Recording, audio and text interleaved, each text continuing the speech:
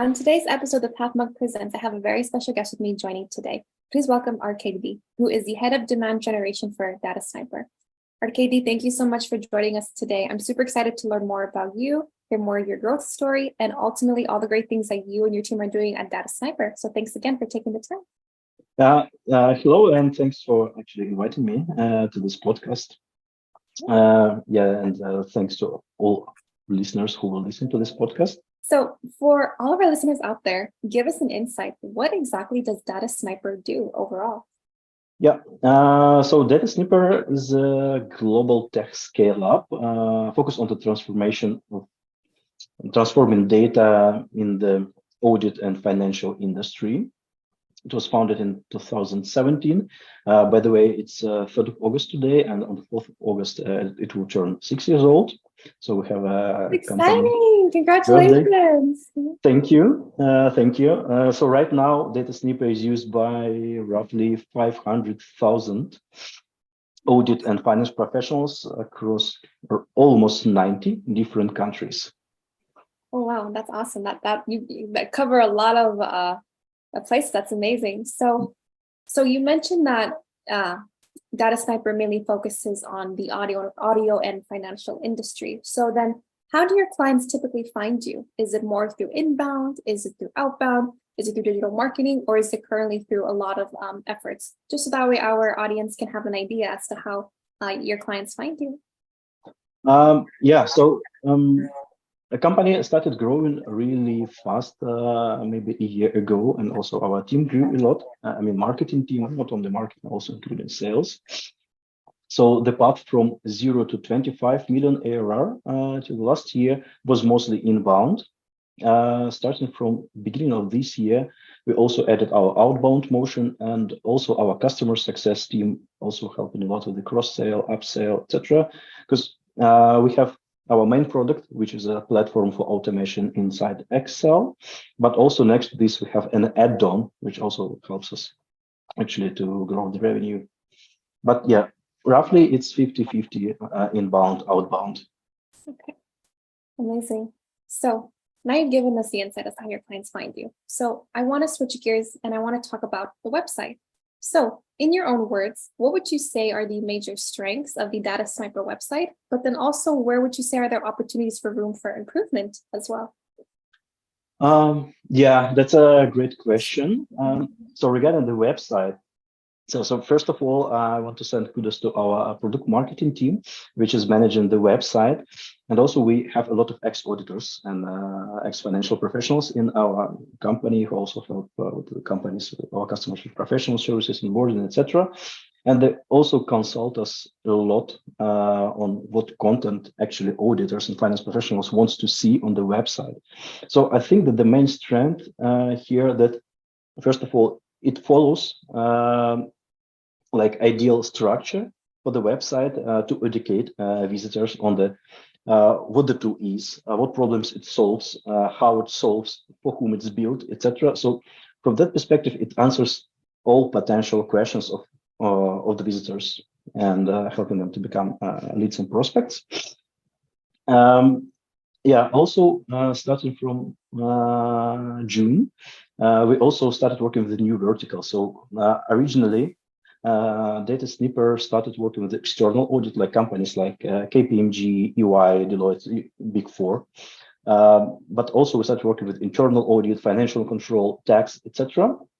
And it forced us to make a huge redesign of the website, to add a lot of use cases, expand our knowledge base. And also, side note about knowledge base, more than 80% of the prospects or the opportunities visited knowledge base. So they basically did want to see the tool in action and how that could solve their problems. This is on the great note. So basically, website is very extensive, shows real value of the tool. In terms of improvements, I think since we're also growing, so it would be very important also to personalize content. So right now we have roughly 500 pages on the website, including knowledge base. We also have ambitions to work with more verticals. And yeah, you just imagine like those websites of the huge enterprises, right? When you click on the solution, you have this huge menu with, I don't know, 20 different items. And I think the next step for us would be also to implement this personalization based on the account which visited our website to show them relevant content so they can easily navigate and find what they're actually looking for. Yeah, absolutely.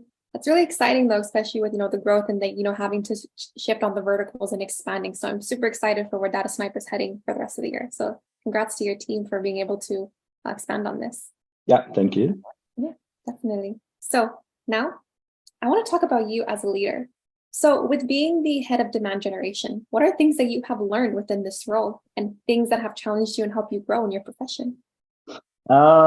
Also great question, yeah, to win the role, but I expect more great questions. So actually, I think like as a leader, so like the thing that I shouldn't rush and I should execute quickly. So what I mean, so sometimes in some decisions, I think I was rushing too much because sometimes in the marketing, actually, it's very important to have buy-in from all stakeholders to be on the same page. It's not only about your marketing peers, like product marketing, design, content, etc. It also includes like SEO, for example, finance department, customer success, sales, just to align with everyone, mitigate the risks properly of doing something. And when it's clear what should be done, how it should be done, then execute it quickly and just decide on along the way what to adjust. Yeah, definitely. I agree with you on capitalizing, figuring out, okay, like here we've done the testing, let's see what works. And then once you figure it out, okay, now we execute it so we don't waste any time. That I agree with you. Like figuring out that fine balance of where can we be agile and do a little bit of testing to see how we're maximizing our efforts and then moving it forward. Yeah, also sometimes stakeholders, they already have answers. So no need to figure it out yourself. So it's always good just to have proper communication lines between different departments and leaders in the company. So now we're getting close to the end of our interview, and I'm going to ask you some rapid fire questions. Are you ready? Yeah. All right. What is the last book that you read? Oh, that's a hard one. I don't read books a lot and nowadays. So I could say that the last one that I started, that was The Diary of CMO. That was from CMO of Cognism. Yeah, good book. Actually, this book is made of LinkedIn posts of that person. Oh, sorry, that's interesting. Yeah, from the day she started as a CMO or head of marketing at Cognism, and also she added her comments after she moved the whole way from like head of marketing to CMO, just growing from, I don't remember exactly, maybe 10 times from 10 million to 100 million euro. I don't remember numbers exactly, but that was some sort of scale. I'm sorry, that's really different, but I really love that. You have my curiosity peaked now. I'm going to check it out. All right. So now, let's say there were no boundaries in technology. You could do whatever you wanted. What would you want to have fixed in your current role today?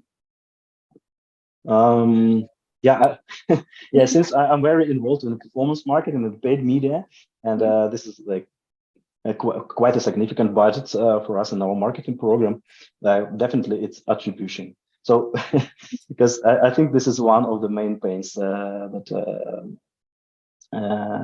people in demand gen and performance marketing roles have right now, with a very complex buyer's journey. So, for example, for us, it takes like 200 to 250 days from the first touch to become a customer, sometimes even more, depending on the deal size.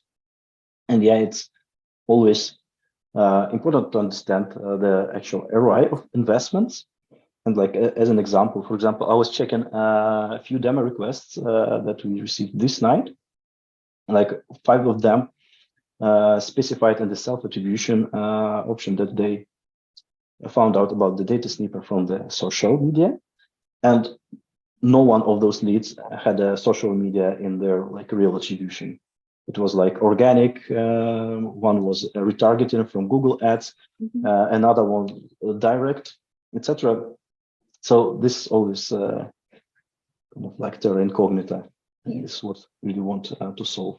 Yeah, definitely. I'm hoping, crossing my fingers, maybe AI will come up with a tool like this, or there will be some technology in the next few years that will make our lives easier on this aspect. Yeah. So now, what is the one piece of advice that you would give yourself if you could go back and restart your career? Is there anything that you would do differently? Oh, definitely. It's also connected to the think about like no rushing and execute quicker. I think it's mostly about the communication. So when I switched from the individual contributor to the leadership role, I found quite hard for me just not to sit in my own bubble, and also like it just completely changes the way of working. And basically, my main job as a leader is just to get everyone on the same page, to have a buy-in, etc. Just communicate more, actually, maintain good relationships with the colleagues, and be always open to the feedback, etc. So things like this, like communicate more, basically. No, definitely. No, I agree with you. That's one thing too. I'm like throughout my career is learning, okay, like how can I be able to better communicate with my colleagues? Because everyone also has a different way of communicating. Some prefer through Slack, others email, others in person. Some prefer, okay, let's schedule 10 minutes so you can tell me what you need from me, so that way it's done. So I completely agree. Yeah. Definitely. So now we're at the end of our interview today, and I want to thank you so much for taking the time to join us on Pathmonk Presents. But I also want to give you the last word. If anyone were to forget about everything we've talked about in your interview today, what is the one thing you want them to remember about DataSnipper overall? Yeah, so about the DataSnipper, I want them to remember that basically we have ambition to help not only audit and finance professionals, to help basically to work with the unstructured data. So because the data is a new gold, and we just help people to make this gold work for them. Yeah, definitely. Like make their life easy, where unstructured data is scary, but we are the missing puzzle piece to make your life easy, to help you understand. Yeah, definitely. All right. Thank you again so much. It was a pleasure. Yeah, thanks a lot for inviting me to this podcast. It was a nice chat. It was. And for all of our listeners out there, check us out next week on Pathmonk Presents.